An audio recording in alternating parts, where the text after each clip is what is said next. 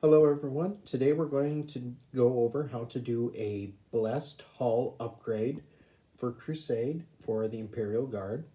In this case, it's on a Chimera, and I'm going to go over on how it improves the look of the model as well as how it adds to a narrative campaign.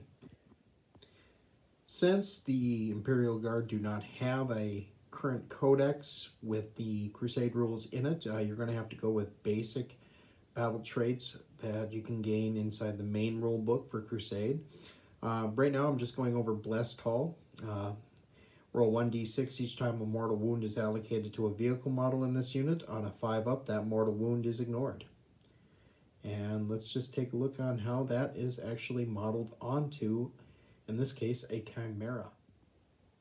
As you can see, this Chimera has had a number of alterations added to it, including parts from Skybore Miniatures. I've just added on the skeleton with the Inquisition mandate to represent a Blessed Hull, as well as that as a hatch covering. That's one of their relief statues. They make a number of ones. Some are of just like Knights Templars, others are of Spartan hoplites, and others are of angels and, skeletal figures.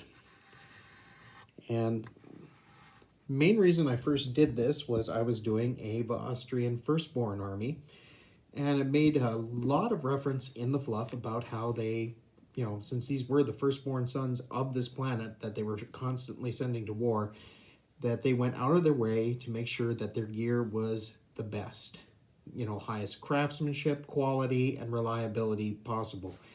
And I went and took that to include vehicles such as APCs, such as the Chimera, and that was the basis of modeling it. Plus, I like that gothic feel that these reliefs can add to these vehicles, and it just kind of adds to the thematic element of 40K as far as I'm concerned.